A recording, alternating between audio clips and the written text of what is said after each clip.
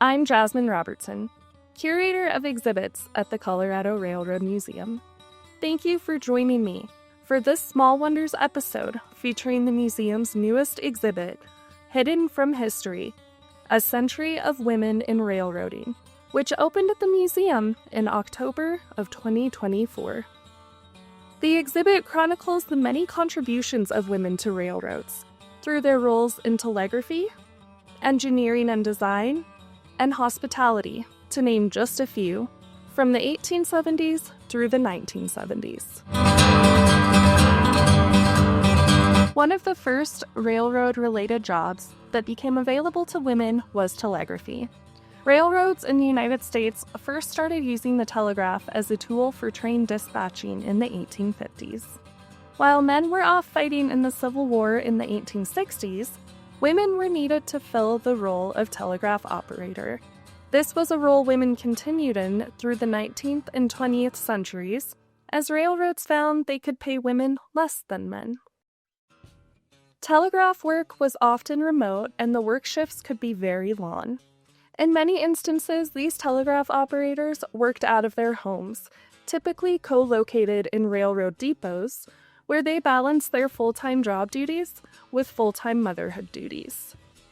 On display in this portion of the exhibit are Ozella Hammock McMillan's telegraph key, train orders, ring, and even a photo. Ozella was a telegraph operator for the Fort Worth and Denver City Railway Company in the 1920s. Ozella met her husband Mac McMillan while employed by the railway in Texas. Other ways that women have contributed to railroads have been through engineering and design. Among the women featured in this section of the exhibit is Mary Riggin. Riggin witnessed an accident where the railroad crossed over a busy intersection. She came up with the very first design for a crossing gate, which she patented in 1890. Mary Ingle Pennington created the modern-day version of a refrigerated boxcar during her time traveling for the railroad during World War I to test the efficiency of then-current reefers. Olive Dennis was an engineer hired by the Baltimore and Ohio Railroad in 1920. Though she was brought on in the bridge engineering department, the B&O Railroad wanted to increase its ridership by appealing to female passengers. The railroad employed Olive Dennis in the new role of engineer of service, where she traveled across the system and suggested improvements. Her improvements included Dennis ventilators, which allowed for better air circulation while keeping the soot from steam locomotives out of the passenger cars. Dennis also created more comfortable seats and larger restrooms, designed a railroad china pattern for the B&O Centennial that became the most popular china for the railroad, and designed the interior and exterior of the Cincinnatian, a new streamlined passenger train introduced in 1947. Mary Coulter, chief architect for the Fred Harvey Company, played a key role in the aesthetics of the company during her 46-year career. She designed 23 buildings, which included restaurants, hotels, and train stations. Mary Coulter's designs played into the natural landscape of an area rather than standing out from it. She took inspiration from the ancestral Puebloans, spending time looking at the ruins they left behind to get ideas for her own architecture. She was even commissioned to create a railroad china design, which she based off pottery examples left behind from the prehistoric Mimbres tribe. The china was referred to as Membreno and was in use from 1936 through 1970, exclusively aboard the Santa Fe Railway's top-notch Super Chief train. On display in the exhibit are reproductions of this china. Though Coulter was a pioneering architect, it is important to acknowledge that her designs, along with the Harvey Company and the Atchison, Topeka, and Santa Fe Railroad, were culturally appropriative. Though Coulter had an abiding respect for Native cultures and communities, and she and the Harvey Company created space for Native Americans to sell their wares and show off their cultures, the federal government was actively seeking to eradicate natives, while the Harvey Company and AT&SF were profiting from their historic, decorative designs and motifs. Laura Brockamp was employed in the purchasing department of the Denver and Rio Grande Railroad.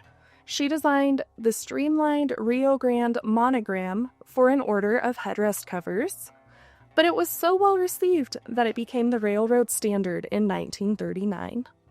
Today, we know this design by its speed lettering nickname. Even those who weren't officially employed by the railroad had a key role in it, such as Dr. Susan Anderson, or Doc Susie, as she was known by in her community. She worked as a doctor in Fraser, Colorado for almost 50 years, beginning in 1907. She treated many railroad workers who were injured while constructing the Moffat Tunnel, which was completed in 1928. As early as the 1890s and up through the 1920s, several women were able to assert their influence over railroads at the highest level, as presidents and executives. Often this happened when a woman's husband was president of the railroad and died, leaving his wife to take on the duties, such as Sarah Clark Kidder, who operated Northern California's Nevada County Narrow Gauge Railroad, at a profit, pulling it out of the deficit it was in during her husband's presidency. Hetty Howland Green owned the Texas Midland Railroad from 1892 through 1916, after successfully outbidding the Southern Pacific Railroad to acquire the line. Another of the earliest forms of service women provided to the railroad were their roles in hospitality. This included Fred Harvey's Harvey Girls, who were the servers in Harvey houses from the 1880s through World War II. Pullman maids were primarily Black women employed by the Pullman Company from 1901 through 1958, and these maids were responsible for taking care of women and children passengers, often providing childcare, first aid, and even providing hair care and manicures. Zephyrettes played a similar role aboard the California Zephyr starting in 1949. They traveled the entire route between Chicago, Illinois, and Oakland, California, and were the lone female employee aboard the train, meaning they were on call day and night for the entire length of the journey. On display in this exhibit is the donated collection of Mary Pittman stores, including her leather traveling bag, her name tag, and the guidelines required to be a Zephyrette.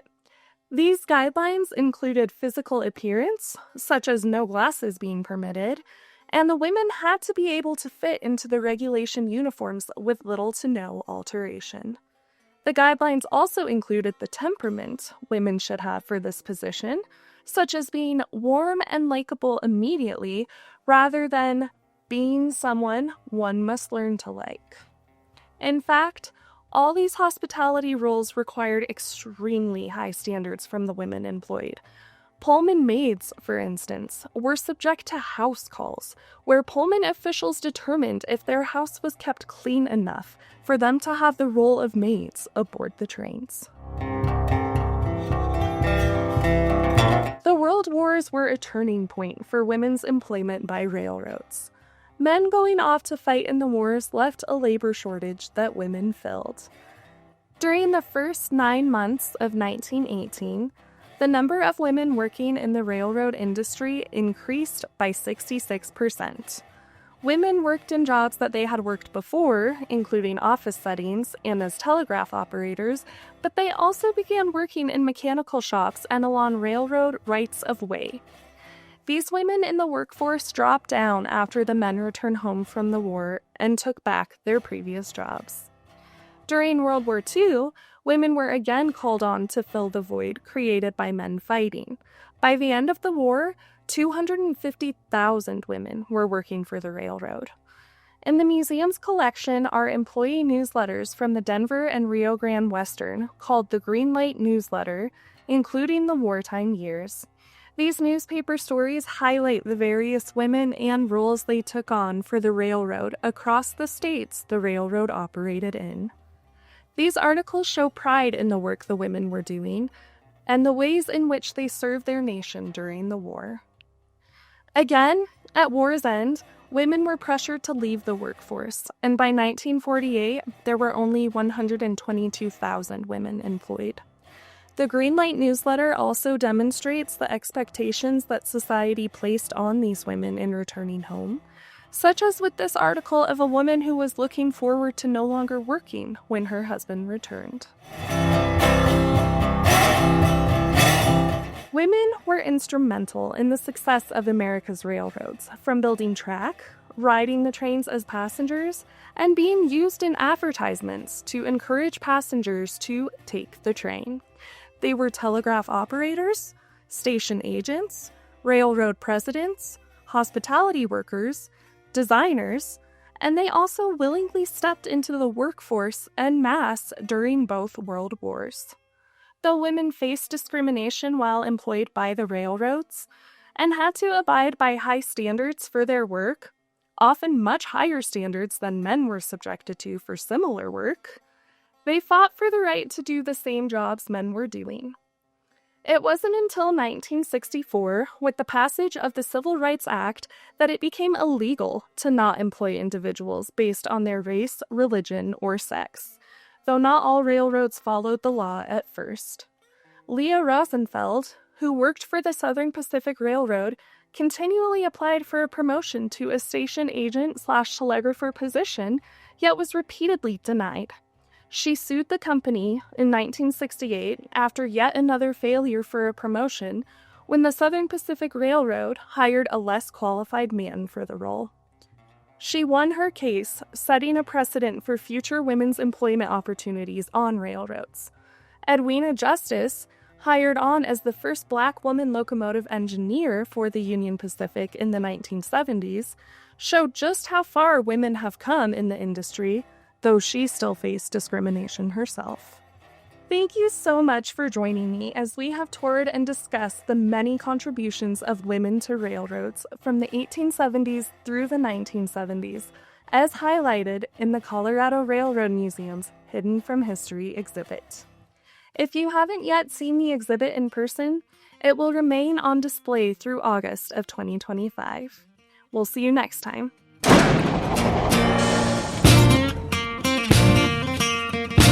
Like, comment, share, and subscribe.